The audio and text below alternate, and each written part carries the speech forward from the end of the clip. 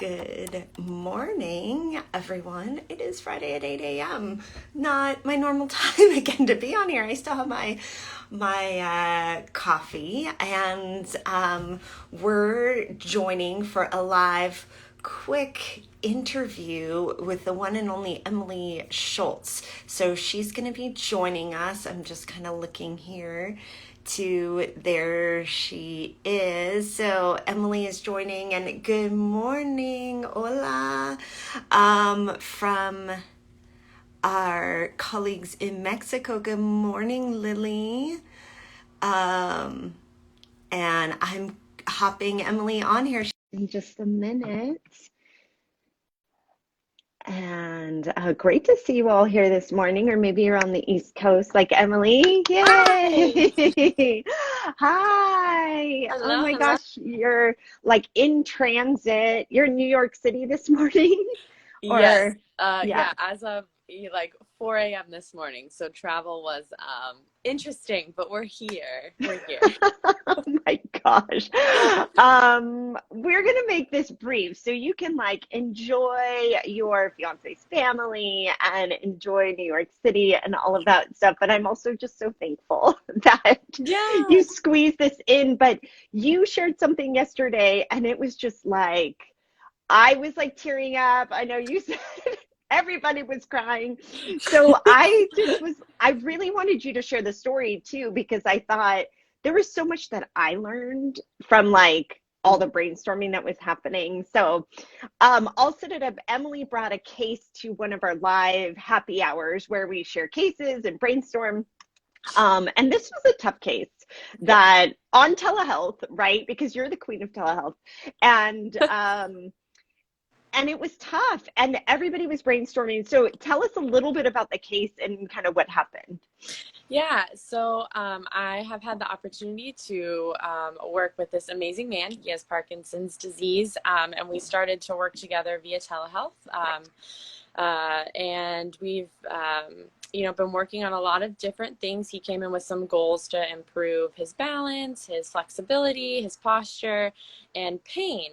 Um, and so he's been working really hard. We've been coming a long way. But one area we were just really hitting like a roadblock, and that was with his walking tolerance.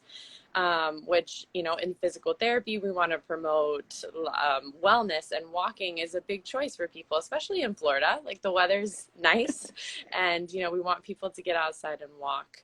And the reason that we were hitting this block is because within a minute of walking, he would start to experience like this band of tightness, like right around his abdomen.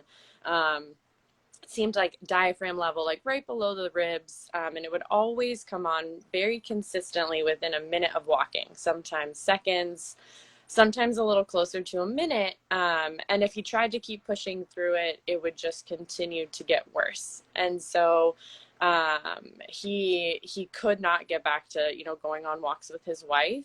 And so that was one of their biggest goals coming in, and was one of the biggest roadblocks we were hitting. So I felt stuck, like we had investigated cardiovascular cause, we had investigated musculoskeletal.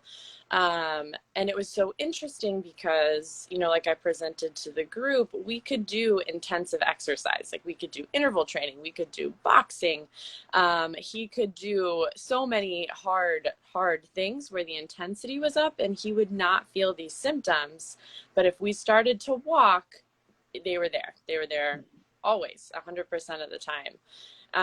And so, I was doing my own search, trying different things. And finally, I was just like, I need help. So I figured, 30 brains was better than one, and brought it to our Brain Bites group last week. And kind of with this clinical question of, what is this, and what can I do to kind of break through it. And that's where our beautiful Brain Bites group came in, to help with the experience I had yesterday.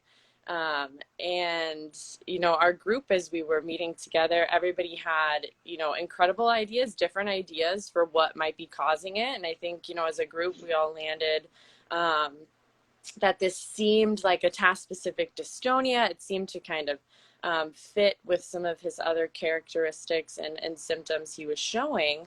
And so then we brainstormed a whole bunch of different ideas for interventions. And it was so nice just to have everybody's unique backgrounds and experiences chiming in to give me like this huge list of ideas for what I could do.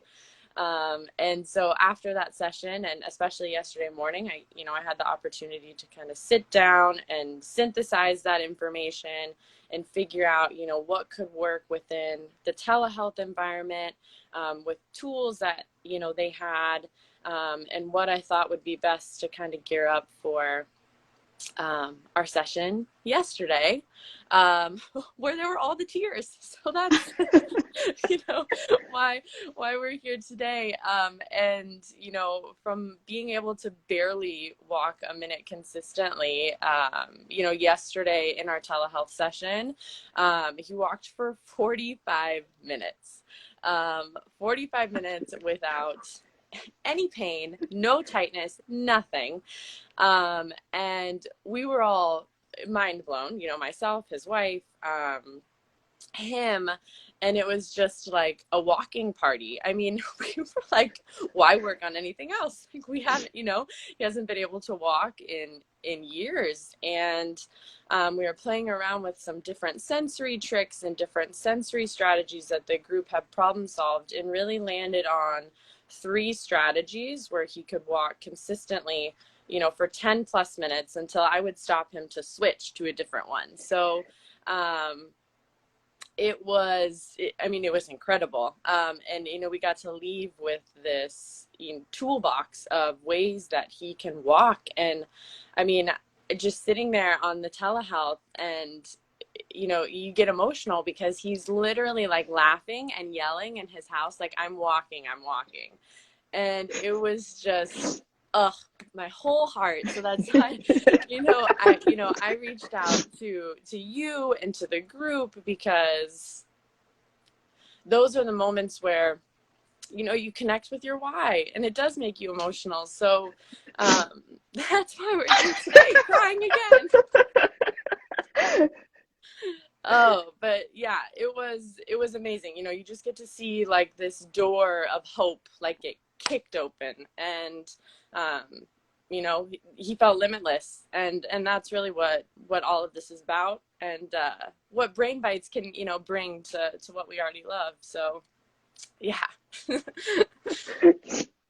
That that's amazing. And by the way, your University of Miami crew is on. They said had to get you back to the clinic already, but congrats as always, Emily. You're awesome, Yeah. and lots of wows and amazing. And I think you just said it, like it gets you back to your why, and like when you've been doing telehealth for a year when you had never done it, or like when you've just been a little like more lonely or struggling. I don't know, I'm speaking for myself, of like in this pandemic, it that why means a lot. And I'm just so thankful for you for like bringing that, because I think it gets me back to the why for like me as a therapist, and why like we would have a group like this, so that we can empower a lot of people to dig deeper, and like some of the things that seem impossible, like somebody who's had this for years and couldn't walk, right? Like making that possible.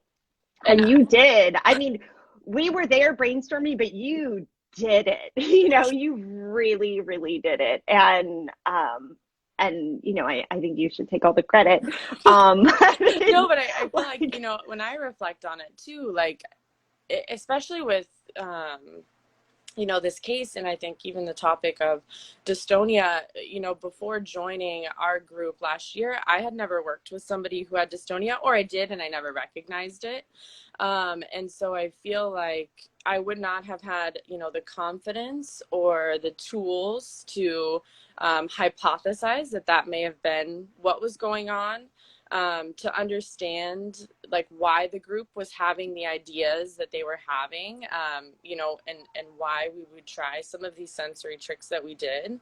But then also be able to have the understanding and the knowledge to translate that to him and his wife, to go into this session. You know, like we're gonna walk today as you know, push the stroller for your grandson. We're gonna walk as you're tracing your arm along a wall. And I know this might seem weird, but like this is why we're going to do it. And you know, being able to have the understanding and the confidence to explain that, get the buy-in, and then have that, you know, wonderful breakthrough that we had yesterday, is something that has, you know, developed over the past year with my experience working with all of you guys, which was why I, you know, had to reach out, with all of the joy, to be able to share that.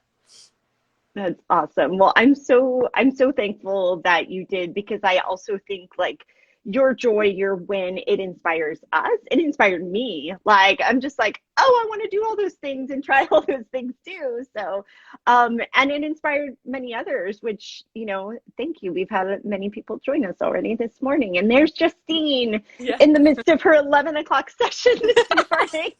She said she was going to join live with her patient. Hi, Hi, Justine. So, but also I'm just so thankful for you being a part of this group too, inspiring us. And our doors closed today. We were open for the first time this year, which is, I think, a year for you, right? Yep, 1 year. Yeah. Yeah. So they closed today, and I wanted to share your story to inspire others to consider that there's like more out there. Thank you for helping me with my morning cry this morning, Emily. Like, No, I'm especially on starting your coast, early. it's like not even 8:15, but the It's tears 8 o'clock. I got coffee and tears. excellent. Excellent, excellent. All right. Well, Emily, I'm going to let you go on your day, and I'm Yeah. so thankful for you. I hope you have a great day, and thankful for what you brought to our group. I just Thank can't tell you enough.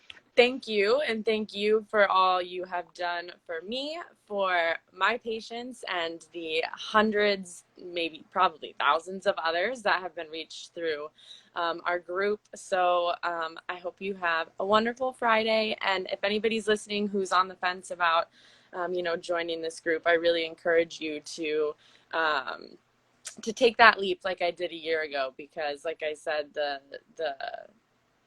the experience that, you know, we got to have yesterday would not have happened if I hadn't had been part of this group. And so it's with pleasure that I get to share that joy, with the group. Awesome. Thank you so much, Emily. Yeah. Have a fun time in New York. Thank you. All Thank you. right. Bye. Bye.